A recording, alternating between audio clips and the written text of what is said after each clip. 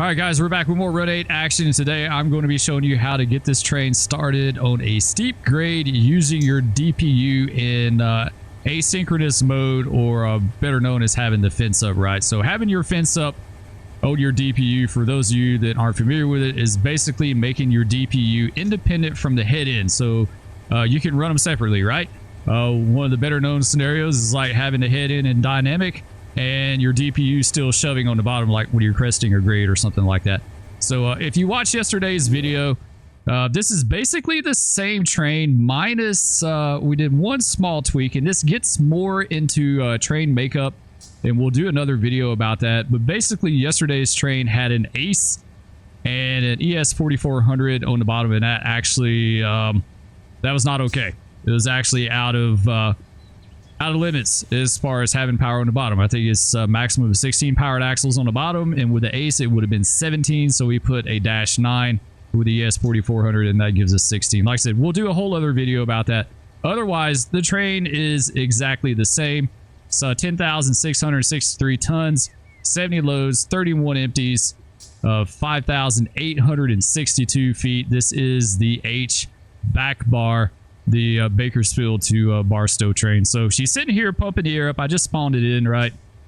When you spawn it in, you kind of got to pump the air up a little bit before we can blast off. So there we go. The air is pumped up. Once again, I am using a rail driver for this as well too. So we've got our air pumped up. Let's go ahead and draw some air down, get it under her.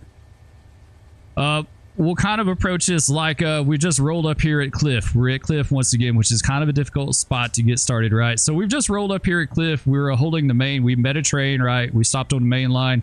We've got 12 pounds under, which should be fine. I mean, we could do as many as 15, right, if we wanted to, but 12 should be fine for this.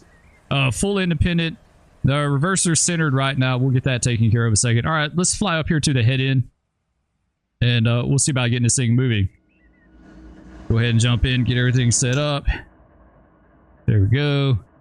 Let's open the window up. That's step one. Have your windows open. Very important. Release the handbrakes, because like I said, we do have air under her. She's not going to go anywhere. Let's go ahead and put the reverser in forward, and we'll talk about the DPU. So we have the two units on the bottom, right? 4 on the head end, 2 on the bottom. Let's pull up a DPU page by hitting C. As you can see, we've got lead and we've got B. B is our bottom units, of course. If we had mid-train, right, those would be B and C would be the bottom. But for our purposes, we only have lead and B, the rear end helpers. All right, the first thing you want to look at, and this is going to vary for everyone, right? You want to go mouse up to the top of your screen, get your drop-down menu to come up, and go to keyboard, because we need to figure out your DPU controls. Like I said, mine's going to be a little bit different than yours because I changed my key bindings a little bit. I do use a rail driver, and I will say that that's one of like the huge pluses of having a rail driver, is the fact that it makes operating your DPU independently much easier. It's like an absolute breeze. If you don't have a rail driver, then you got to do it with the key commands. And this is where it gets a little bit dicey, right? Because you got to know these key commands. It's very important. You need to know them, write them down, put them in front of you, whatever it takes. You're going to need, for our purposes, for this demonstration, all you need to worry about is DPU fence decrease, which is, I think this is default. I think this is a stock keybind. So left shift, left bracket, DPU fence increase, left shift, right bracket. Like I said, these could be different, but I don't think I re-keybound these. I think they're the same. The ones that I changed is DPU throttle decrease, left shift, subtract, and DPU throttle increase, left shift, add. Yours is definitely going to be different from this. I just can't remember what default is going to be. So those are the 4 that you're going to need. Mess around with them. Don't even do anything with your train. Don't even worry about taking your train anywhere, right? Just get in the train, have it in, you know, have your reverser centered, have some air, have the train tied down, whatever, and just manipulate the controls, those keybinds, and make sure that it's doing what you need it to do, right? If you look down here at the DPU page, right, let's close this out. Go to the DPU page. There, my fence is up, right? So fence is up. We can throttle it up. We'll do 4, right? You see the F in 4 in green. So that's basically, I don't know what this is really called. And this is in Run 8 terms, right? This isn't based on real life. This is purely on how to get a train moving in run 8, right? So I look at the FN4 as basically your request or what you're asking the DPU to do. Now you see it's in N4, it's not instantaneous. You have to remember that. It's very important that you remember that there is a lag.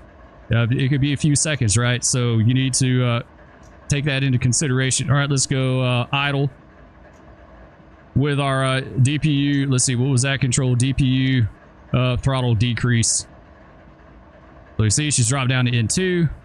And in a second, there you go. All right, so she's in idle. So we're good to go. Now that you know how to manipulate your DPU separately, right? By putting the fence up and then doing a throttle up, throttle down with your keybind, whatever it is.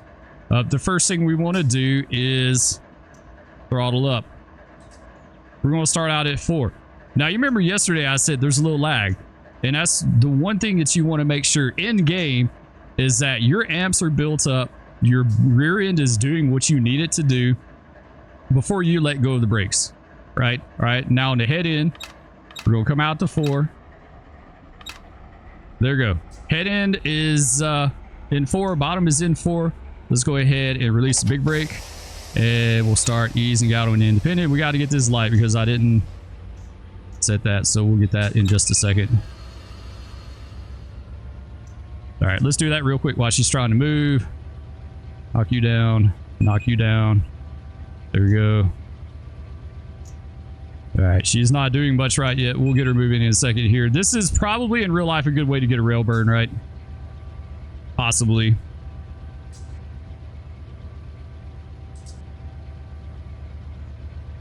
All right, we got one light. That's good enough. Okay, so now what we can do, we still got our fence up, so you can do DPU throttle increase again. To number 5. We've requested 5 in green there. And she's going to do it in a second. There we go. There's 5.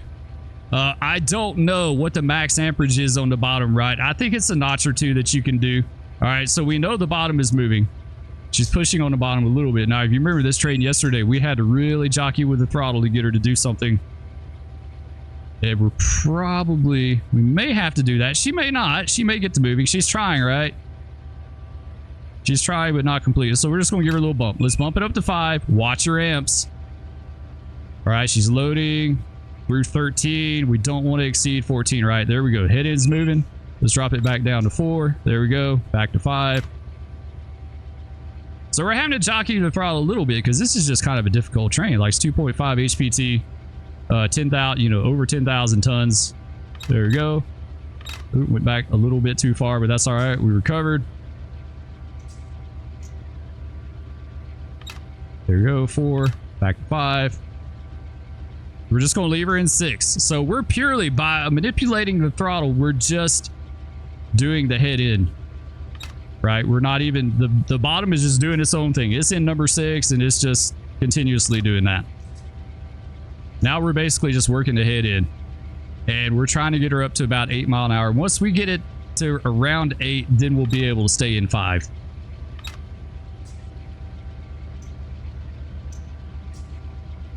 All right, let her load back up through 13. If someone knows what the maximum amps you can push on the bottom with, leave that comment so I'll know. I've never seen any documentation that said otherwise. All right, now we should be able to stay in number 5. We'll see what she does. There we go. She maxed out at like 1301, something like that. So now we can stay in 5, right? So now that we're in 5 on the head in, let's do a little sand, right? We see some slippage on the bottom there. There we go. All right, that stopped. Should have had sand going first. I didn't do that, though. All right, let's go ahead and give her another notch on the bottom. DPU throttle increase, whatever that keybind is, once again.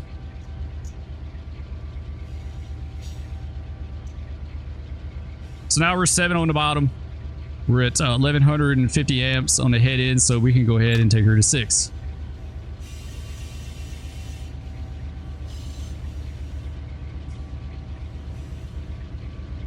There we go.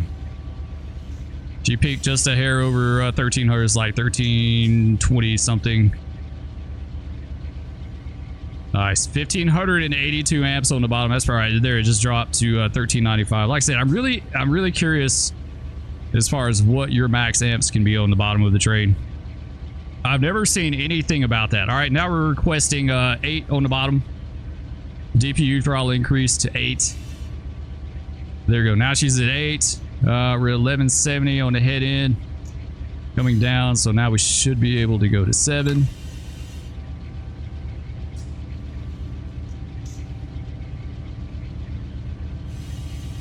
Amps are coming up towards 1300, just a hair like 1303. Now they're dropping back down. And so we're number 8 on the bottom, right? Now we just got to finish out the head end. So while we did have to kind of jockey the throttle a little bit to get the head end rolling, to give it a little help, right? I feel like we got the train moving as a whole a lot quicker than we did with it in basically in synchronous mode, right? All right, 1190 amps. We just had a DPU error. Hopefully that's just temporary. If they drop out permanently, then we're in trouble. There we go, it's back. All right, let's go ahead and drop her 8. We'll keep an eye on amps. It's 1170. We should be good.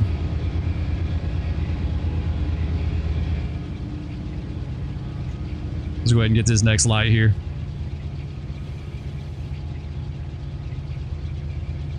There you go, right at 1300. So we're good. This train's going to top out about 16 mile an hour, give or take a mile an hour, right? 15 to 17, something like that. Now that we've got the train moving and you know, everything is at number 8, we can take a fence back down, right? So decrease your what is it, what is that called, DPU fence decrease, right? Take it back down, and there you go, we've got her moving. This is easy as that. This is kind of a difficult train. The one that I'm working with here, like I said, is 2.5 HPT, 10,600 something tons, 5,800 feet. So you have to work with her a little bit, but it seemed like having the DPU asynchronous or independent, whatever, fence up, whatever you want to call it, definitely seemed to at least get it going up to speed a little faster than without. But 2 different ways to do it. Definitely something you need to practice. Learn how to run on the mountain, learn how to run on Tehachapi, because it'll help you be a better engineer all the way around, right? And someone had left a comment on the last video and said that they thought maybe this was part of the test for like doing the Depot Plus. Maybe some of the other servers have that as a test too. It's definitely something you need to learn how to do, and you can definitely do it with a little practice. Anyway, guys, I hope this helped you out. If it did, leave a comment down below. Hit that like, and we'll catch you next time. Peace. No, big cat, no. Stop. Oh, no, kitty. Oh, that's a mig. That's a mig over his. Okay. It's the weirdest day ever.